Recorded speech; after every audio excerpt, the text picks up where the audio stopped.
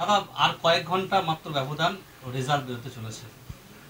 Exit pole তো অন্য কথা বলছে, মানে আপনাদের মধ্যে এক্সিট পোল কী বলছে আমি জানি না, কারণ ব্যালট বক্সে যখন ওপেন হবে তখন আমাদের যেটুকু ধারণা, আমরা যেটুকু জানি, আমরা যেটুকু বুঝি, আমরা যেটুকু মানুষের সঙ্গে মিশেছি, যে ব্যালট বক্সে ওপেন হবে, মানুষ শুধু জোড়া ফুল দেখবে, বিরোধীরা সর্ষের ফুল দেখবে।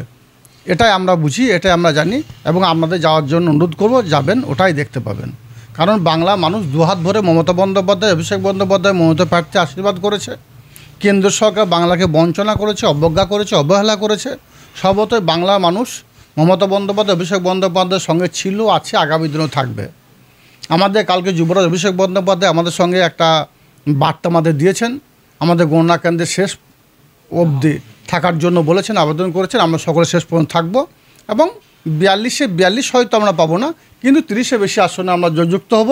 এবং যে আসনগুলো যদিও আমরা দু একটা আসনে আমরা হারি, সেগুলো তো খুব কম ভোটের ব্যবধানে আমরা হারবো বলে আমরা মনে করি।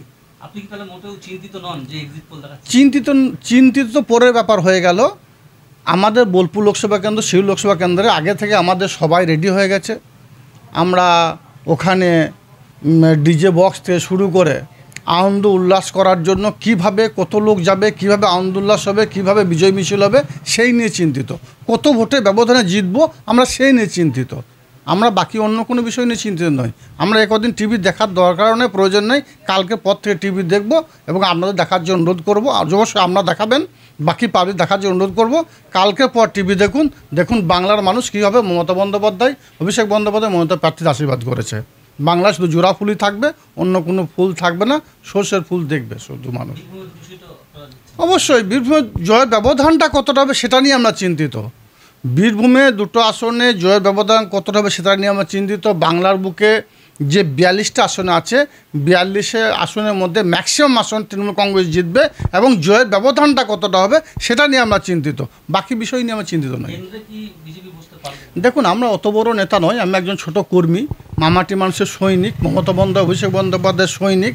তো সর্বতই আমরা বাংলার বিষয়টা আপনাদের মাধ্যম দিয়ে দেখি, সেই নিয়ে অ্যানালাইসিস করি, এবং আমরা আমার জেলার বিষয়টা বলতে পারবো, আমি আমার বোলপুর লোকসভা কেন্দ্রের বিষয়টা বলতে পারবো। কেন্দ্রের বিষয়ে বলার মতো ক্ষমতা আমার নেই, দক্ষতা যোগ্যতা আমার নেই। সর্বতই সে বিষয় নিয়ে আমি কোনো মন্তব্য করব না। তবে একথা বলবো, কেন্দ্রের যে সরকার আছে সেই সরকারের নির্ধারণ শক্তি হবে আমাদের মাননীয় মুখ্যমন্ত্রী মমতা বন্দ্যোপাধ্যায়, বাংলার মা।